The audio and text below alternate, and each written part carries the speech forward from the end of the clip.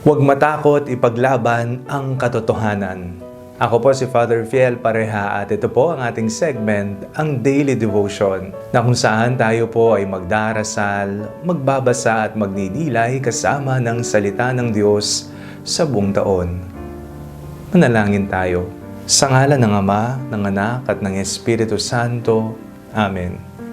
Halina, banal na Espiritu, liwanagan mo ang aming puso at isip, nang maunawaan at maisabuhay namin ang iyong salita. Amen. Our Bible passage for today is from the Gospel of St. Mark chapter 6, verses 17 to 29, and I read it for you. For Herod himself had sent men who arrested John, bound him and put him in prison on account of Herodias, his brother Philip's wife, because Herod had married her. For John had been telling Herod, "It is not lawful for you to have your brother's wife." And Herodias had a grudge against him and wanted to kill him. But she could not, for Herod feared John, knowing that he was a righteous and holy man, and he protected him.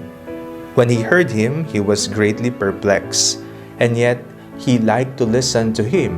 But an opportunity came when Herod, on his birthday, gave a banquet for his courtiers and officers and for the leaders of Galilee. When his daughter Herodias came in and danced, she pleased Herod and his guests. And the king said to the girl, "Ask me for whatever you wish, and I will give it." And he solemnly swore to her, "Whatever you ask me, I will give you even half of my kingdom." She went out and said to her mother, "What should I ask for?" She replied, "The head of John the Baptizer." Immediately she rushed back to the king and requested, "I want you to give me at once the head of John the Baptist on a platter." The king was deeply grieved, yet out of regard for his oaths and for the guests, he did not want to refuse her. Immediately the king sent a soldier of the guard with orders to bring John's head.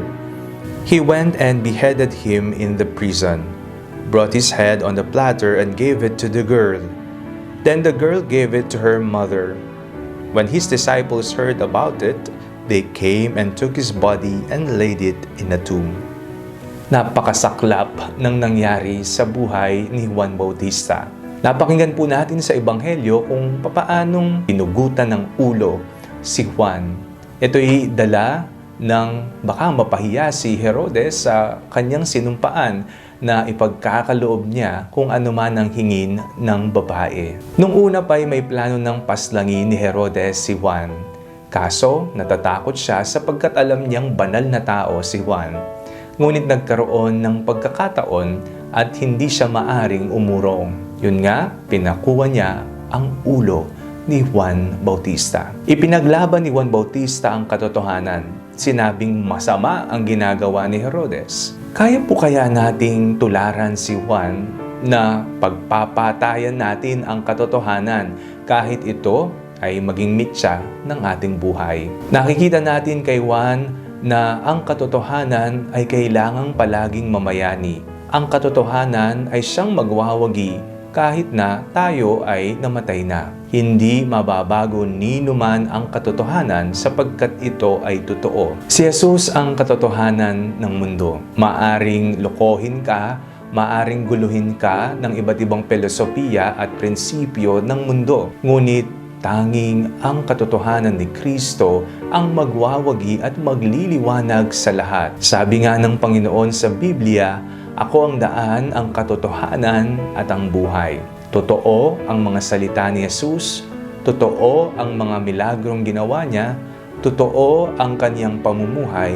Sana tayo rin. Maaninag nawa sa ating buhay ang katotohanan ni Kristo. Manalangin tayo. Panginoong Jesucristo, Ikaw ang daan, katotohanan at ang buhay. Nawa maipaglaban namin ang katotohanan sa gitna ng kasamaan at kadiliman. Amen. Sa ngalan ng Ama, ng Anak, at ng Espiritu Santo. Amen. Huwag po ninyong kalimutang i-like ang video ito, mag-comment po kayo and share it with your family and friends. Ang Panalangin Bago Matulog ay may sariling Facebook page na po. Huwag niyo pong kakalimutang mag-like o mag-follow dito. And do not forget to subscribe to our YouTube channel. I-click niyo lamang po ang link na nasa description ng video ito o kaya naman po just search Father Fiel Pareha. God bless you po.